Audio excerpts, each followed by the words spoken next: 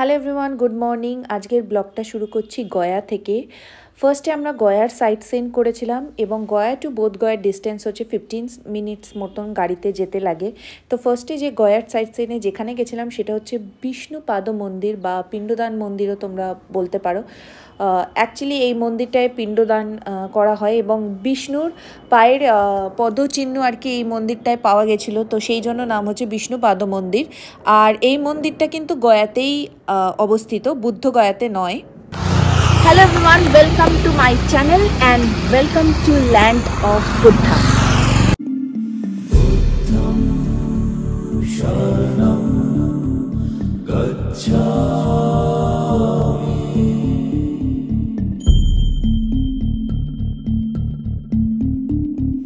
Dhammam Sharanam Gacchami.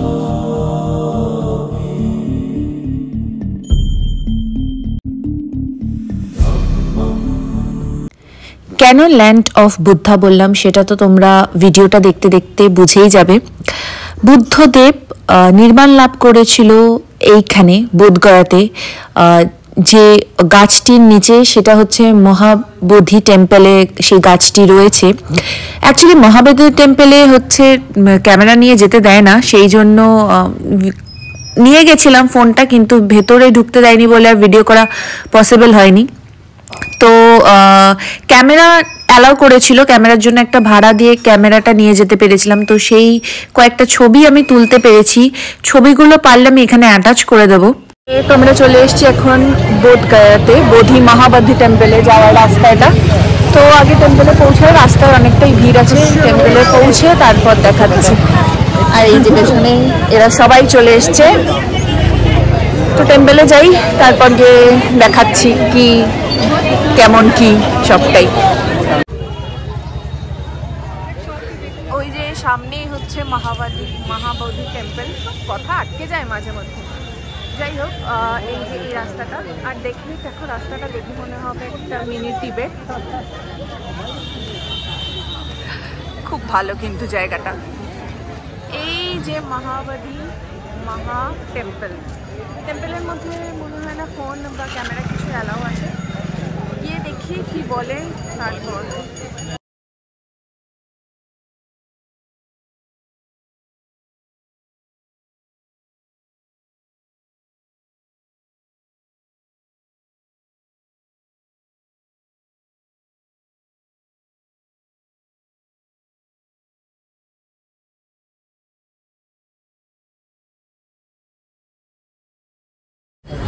একটু আগে যে বুদ্ধের টেম্পলটা দেখালাম ওটা হচ্ছে মেটা বুদ্ধা টেম্পল। মোস্ট প্রবাবলি বালির কোনো মন্দিরের স্ট্রাকচারে তৈরি করা। এবার এখানে কোনো লোক ছিল না, টিকিট কাউন্টারে কোনো লোক নেই। ওখানে জিজ্ঞেস করলাম, ঠিক তার অপোজিটে আছে বোধগয়া সায়েন্স সেন্টার। তো পাপাই আর পাপু বললো যে যাবে, দেখবে। তো চলে এসছি এখানে, দেখা যাক। ভিতরে তো বলছে খোলা আছে কি নেই সেটা দেখি ভিতরে গিয়ে। গেট ওখানে তালা দেওয়া ছিল না, আমরা খুলে চলে এসেছি। যাই হোক, অপোজিটেই একদম মেটা বুদ্ধা টেম্পলের অপোজিটেই কিন্তু এটা রয়েছে। এই যে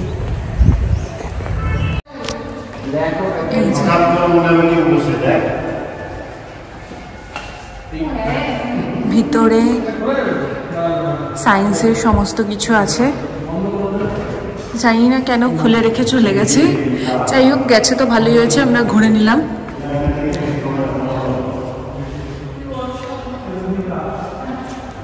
এই জায়গাটা দেখো, হঠাৎ করে মনে হচ্ছে কেউ একটা বসে আছে। এই যে কি ভয়ানক, তাই না? কিন্তু খুব ভালো। এই যে তো এইটা যেটাতে এসছি এটা হচ্ছে দ্য গ্রেট বুদ্ধা স্ট্যাচু। এই বুদ্ধটা বলছে 80 ফুটের একটা বুদ্ধ। আর বাকি অনেক কটা মন্দিরে যাওয়ার ছিল, কিন্তু অনেক কটা মন্দিরই ক্লোজ। আমি একবার বুদ্ধটাকে দূর থেকে দেখাচ্ছি, তাহলে দেখে হয়তো বুঝতে পারবে। ক্যামেরায় বোঝাটাও অবশ্য কঠিন, দেখাচ্ছি আমি তাও। বোঝা যাচ্ছে কিনা জানি না। 80 ফুটের বুদ্ধা, অসাধারণ।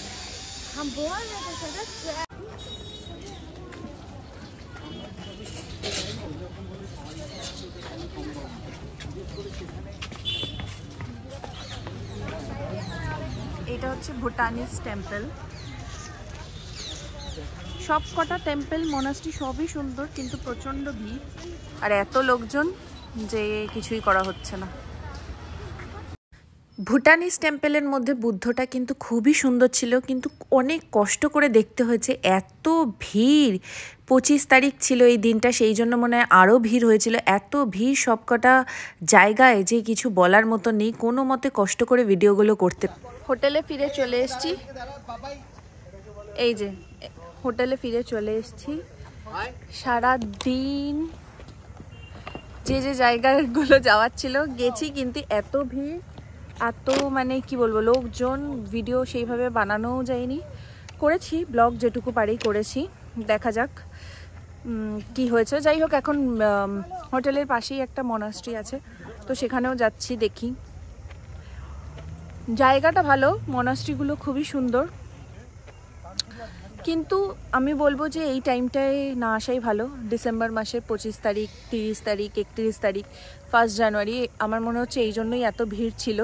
তো এই জন্য একটু এই টাইমটা অ্যাভয়েড করে যদি শীতকালেই আসেও, গরমকালেও আসতে বলবো না, তার কারণ শীতকালেই এখানে ভালোই সকালবেলার দিকটা গরম আছে, রাত্রিবেলা একটু একটু হালকা হালকা ঠান্ডা লাগে। এখন আমি কিন্তু সোয়েটার পরে নেই, বিকেল 5:30 বাজে অলরেডি, তো একটু গরম আছে। তো সেরকম বলবো যে শীতকালেই এসো, কিন্তু এই টাইমটা অ্যাভয়েড করে মোটামুটি ওই নভেম্বর কি জানুয়ারির পরে গেলে, জানুয়ারির পরের দিকে আসলে বেটার হয়।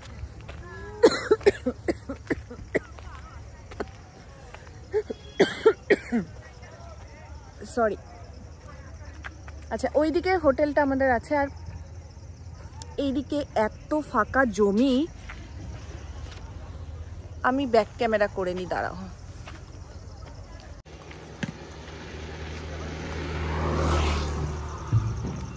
বলবি এবার, বল কিছু বলবি? কেন? ওটা তো বললাম তো তখন। রেকর্ড করিনি তো দাদা, রেকর্ড প্রথম থেকে, আর এটা তো মাঝখান থেকে হয়ে গেল। তুই দাঁড়া, প্রথম থেকে কর।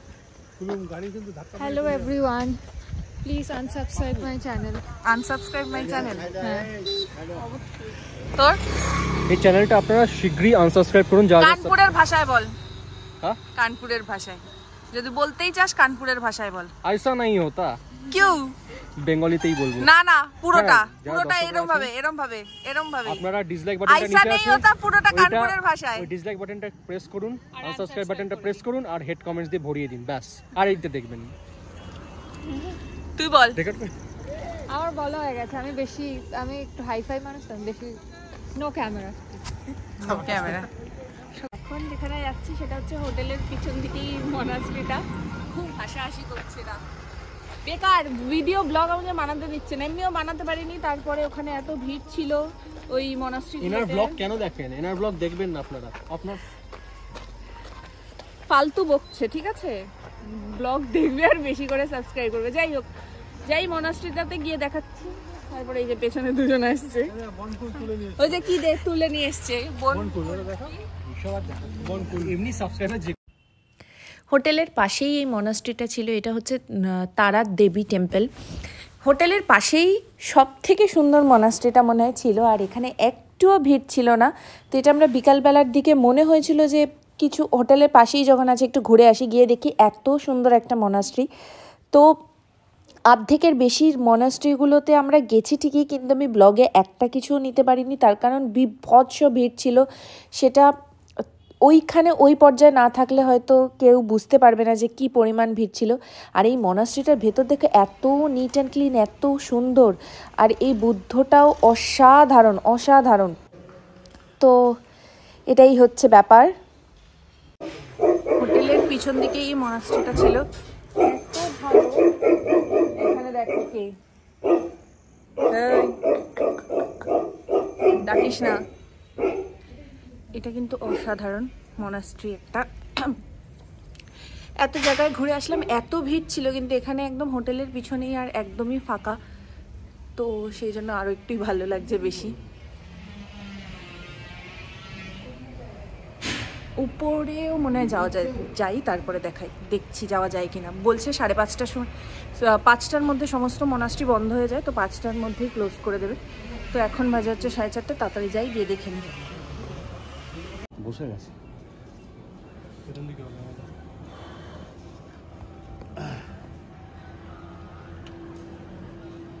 তো আজকের মতন বুদ্ধগয়া ট্যুর শেষ। কয়েকটা মনাস্ট্রি বন্ধ ছিল, তার কারণ হচ্ছে বুদ্ধগয়াতে কিন্তু 12টা থেকে 2টো অবধি কিছু কিছু মনাস্ট্রি বন্ধ থাকে। তো আমাদের বেরোতে একটু দেরি হয়ে গেছিলো বলে কয়েকটা মনাস্ট্রি বন্ধই পেয়েছিলাম। আর 2টো মনাস্ট্রি জানি না কেন ওই দুটো এমনি ক্লোজ হয়ে গেছে। তো আর এইবার হোটেলের পিছনে যে মনাস্ট্রিটাতে গেলাম সেটা হচ্ছে তারা দেবী টেম্পল, সেটাও খুবই সুন্দর। এছাড়াও দুটো আরও আছে, একটা বালির কিছু একটা আছে, আর সামনেও আরেকটা মনাস্ট্রি আছে। সেটা যদি পারি কালকে সকালবেলা একবার যাব, যদি পারি তখন একটু ক্লিপ নিয়ে অ্যাড করে দেব। কিন্তু আজকের ব্লগটা এখানেই শেষ হয়ে যাচ্ছে। আর এরপরে কাল থেকে যেটা শুরু হবে সেটা হচ্ছে রাজগীর ট্যুরের ব্লগ। রাজগীরেও আমরা 2 দিন থাকছি, বুদ্ধগয়াতেও আমরা 2 দিনই ছিলাম, কালকে এসছি আর আজকে থাকলাম, তার আগামীকাল বেরিয়ে যাব। তো বাকি সমস্ত ডিটেলস, ট্যুর প্ল্যান, কিভাবে কি করেছি, কোথা থেকে কার সাথে যোগাযোগ এবং কোন কোন হোটেল বুক করেছি, গাড়ির সম্বন্ধে সমস্তটা পরে আরেকটা ব্লগে বলে দেব। তো যাই হোক, আজকের জন্য টাটা, দেখা হচ্ছে আবার কালকে সকালবেলা।